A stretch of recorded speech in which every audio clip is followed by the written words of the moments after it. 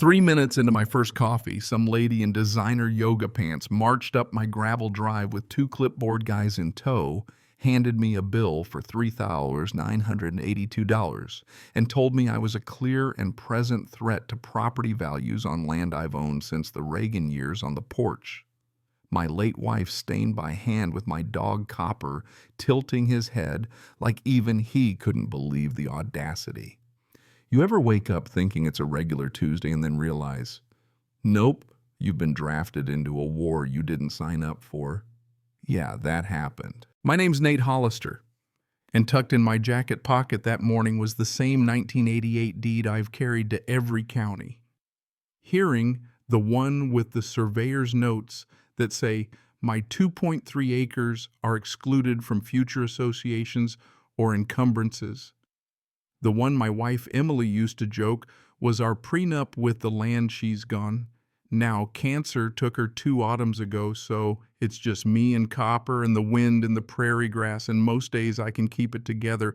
But not that morning, not when Melody Crane introduced herself like she was a sheriff in a sundress and announced she was president of the Silver Ridge Estates Homeowners Association, which, by the way, didn't even exist until 2019, long after my solar panels and workshop and lopsided garden beds were already part of the skyline. 30 days to comply, she said, tapping a thick binder like a judge's gavel, architectural standards, noise abatement, monthly dues, retroactive to 2019. And the perfume was so aggressive. I'm pretty sure a hawk changed zip codes, and the clipboard guys looked like hostages. And all I could do, because Emily taught me restraint, was smile small and hold up my deed, the paper whispering in the breeze like it had opinions of its own. And I told her plain as fence posts, "Ma'am, I'm not in your HOA," which made her smile switch from sunshine to sleet.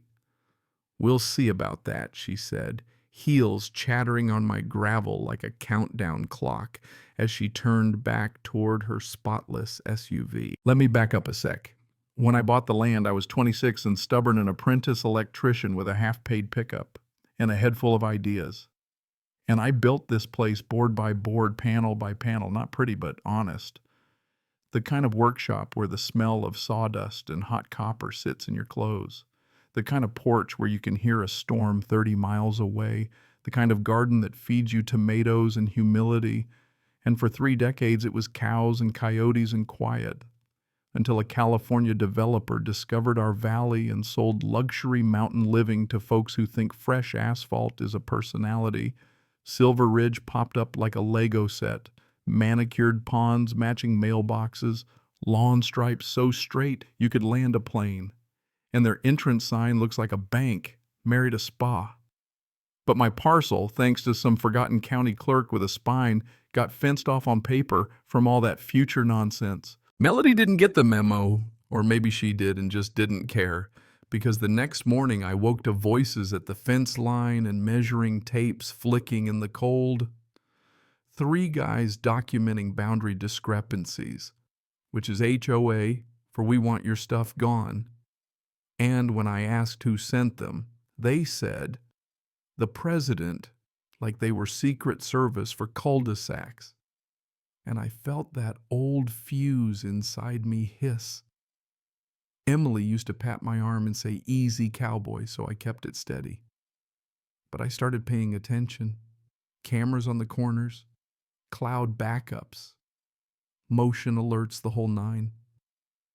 Because if there's one thing I learned, pulling wire in crawl spaces, it's that light fixes more than it breaks. Then came the letters, the friendly reminders, the retroactive dues, the noise complaints about industrial activities, the Facebook post, where she called me a hazard, a photo of my workshop taken from a car window frame. It, right? And you can make a church look like a crime scene. And the comments poured in from people I'd never met. Property value, this community standards that, like I was a raccoon problem and not a neighbor. And I'll admit it, I sat there with my coffee tasting like pennies and I got mad But then I did what electricians do when a breaker keeps tripping. I traced the circuit back to the source. County records at a metal desk that wobbled microfiche like a time machine. An afternoon with a clerk who remembered when the valley was cattle and rain. And there it was. My parcel highlighted on a 35-year-old survey, with fat black letters excluded, which should have ended it. But with Melody it only honked the horn. So I kept digging. Real estate board dings on her license for boundary misrepresentation, an insurance policy that specifically excluded disputes with pre-existing non-member properties, and then a neighbor I'd never met. Mrs. Henderson from 3 streets over, showing up with cookies in quiet fury, telling me Melody had fined her for a vegetable garden that dared to look like food and not a magazine. "We've been waiting for someone to stand up," she said, and I swear the porch got a little warmer right then. The local paper ran a small piece, "Rural Holdout Fights HOA Overreach," and suddenly I was either a hero or a nuisance, depending on who you asked. And Melody responded, the only way people who love control know how she hired a firm that sounds like a threat. Crane and Barlow Compliance Enforcement, and served me with a lawsuit thick enough to prop a door nuisance health hazard. Tear down the panels, tear down the shop. 35 grand in damages, like my life was a pothole she could fill with paperwork. And I took the packet to a retired city attorney, a buddy swore by Ruth Delgado, the kind of woman who's seen every trick and keeps her pen in a holster. And she read the first paragraph and started laughing. "Mr. Hollister," she said, "they don't have jurisdiction over a bird bath on your property, let alone your roof." Ruth did the lawyer thing. Motions and exhibits and a letter so sharp it could shave a peach. But she also taught me offense, not just defense countersuits for harassment and defamation. Evidence logs, footage of Melody's safety patrol trespassing to photograph through my workshop windows, which is not just rude, it's criminal, and the newspaper loved that part. Ran stills of Melody peering like a raccoon in pearls, and the comments shifted. Folks fed up with ruler-measured lawns, and pastel conformity started telling their stories. The teacher with the wildflowers, the vet with the pickup, the widower who painted his fence the wrong shade of brown, and the HOA board meetings went from sleepy to volcanic. Here's where the first twist walked into my life in scuffed boots and a canvas jacket. Turns out the quiet woman who walks her beagle past my place at dusk is Judge Eleanor Park, retired appellate judge living incognito to be near grandkids. And she knocks on my door one evening with a file folder and a smile that says she's about to change the weather. "Mr. Hollister," she says, "you don't know me, but I know nuisance law and overreach when I smell it." And she laid out a map of the original development and pointed to a line on the west edge where the surveyor hand-wrote a note about clouded title, relating to historic tribal water rights, the Arapaho Nation's name right there in faint ink, and my parcel boxed off from the whole mess by someone 30 years ago who had the good sense to not drag a neighbor into a fight that wasn't his. Judge Park called a friend, Benjamin Littlefeather, a tribal legal advocate who's seen more dusty basements full of bad paperwork than most of us have seen sunsets. And Ben drove down with a binder of treaty clippings and case law, and he sat at my kitchen table and said, kind as a Sunday pastor, "These folks built on unresolved promises, and you, sir, are the one person the paper shielded on purpose," which meant Melody wasn't just wrong. She was swinging a bat in a store full of glass. And suddenly, the HOA's chest thumping started to look like a dare to federal court. If you're counting, that's when the second twist snapped into place. The treasurer of the HOA, a tired father of 2 named Carlos Vega, showed up pale as printer paper.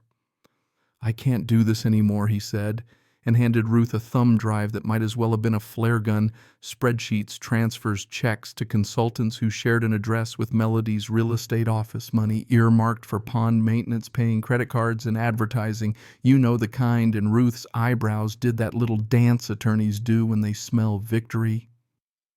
"Embezzlement," she said under her breath, and sloppy at that. So we built the case not with shouting or lawn signs, but with timestamps and clean copies, with Ruth's motions, with Judge Park's memos, with Ben's history, with Mrs. Henderson baking and knocking on doors, and when Melody tried to file a complaint with the county to have my solar setup condemned.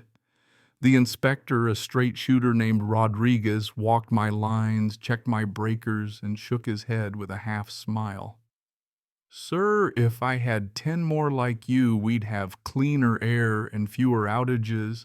And when Melody filed a police report claiming I'd menaced her in a grocery lot, the sheriff's sergeant watched my driveway camera footage that placed me home that entire afternoon.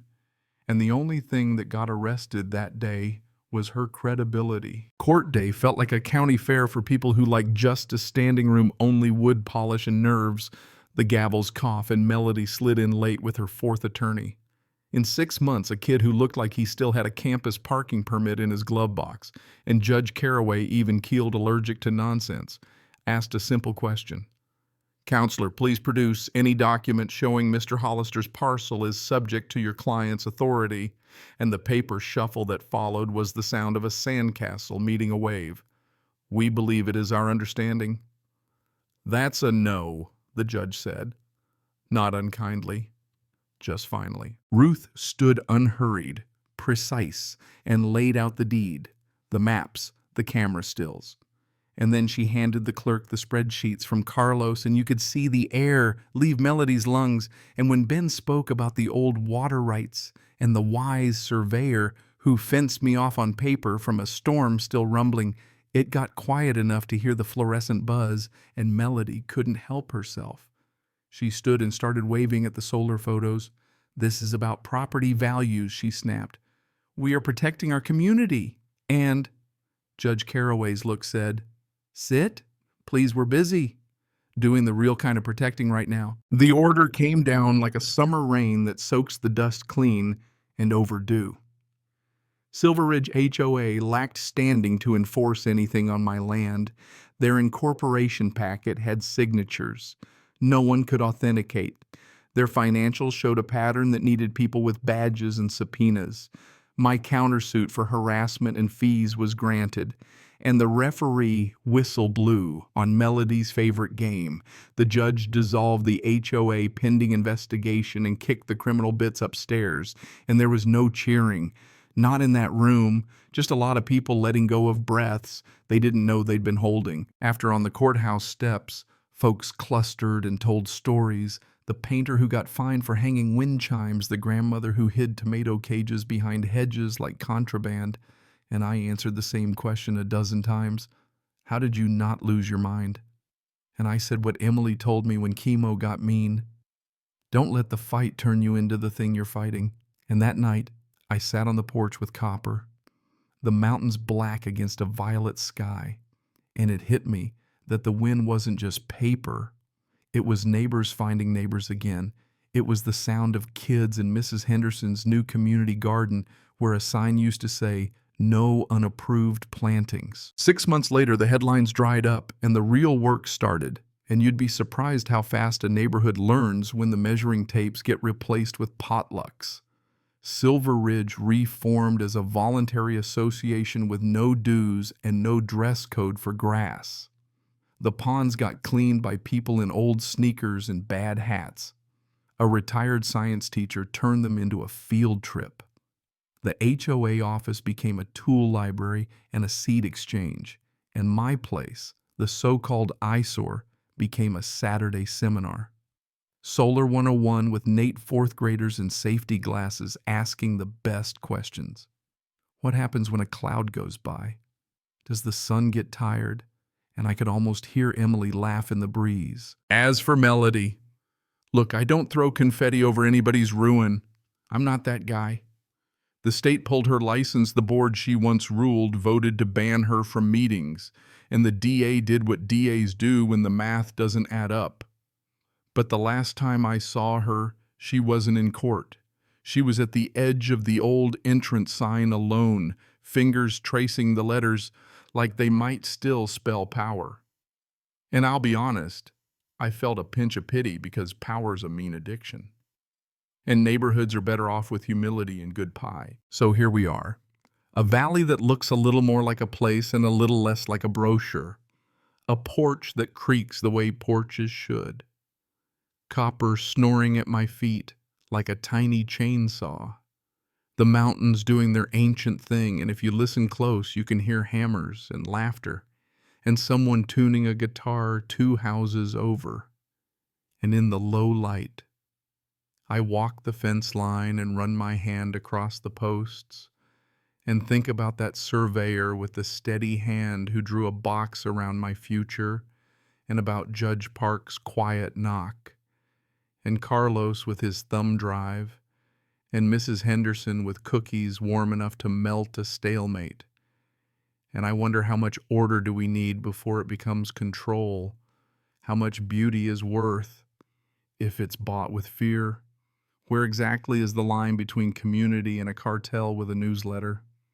You know what I mean? If you were sitting here beside me watching the last pink wash off the ridgeline, I'd tell you this much: document everything. Learn your maps, be slow to anger and quick to gather, shine light in the corners, and let the facts do the heavy lifting. And when someone tries to shrink your life to fit their comfort, smile, breathe, and expand. Anyway, because that's the American thing, not loud, not cruel, just stubborn enough to keep the gate open for decency. Now it's your turn. Tell me where you stand on this. Where does community standards end and overreach begin? What's justice look like when the rule book gets used as a weapon? Have you lived through a version of this, or helped someone who did take your wildest HOA saga, your best fix for a broken system? And let's talk about how we keep order without losing our souls. Because if this valley learned anything, it's that good. People find each other when times get tough. And real neighborhoods aren't built by fear. They're built by neighbors.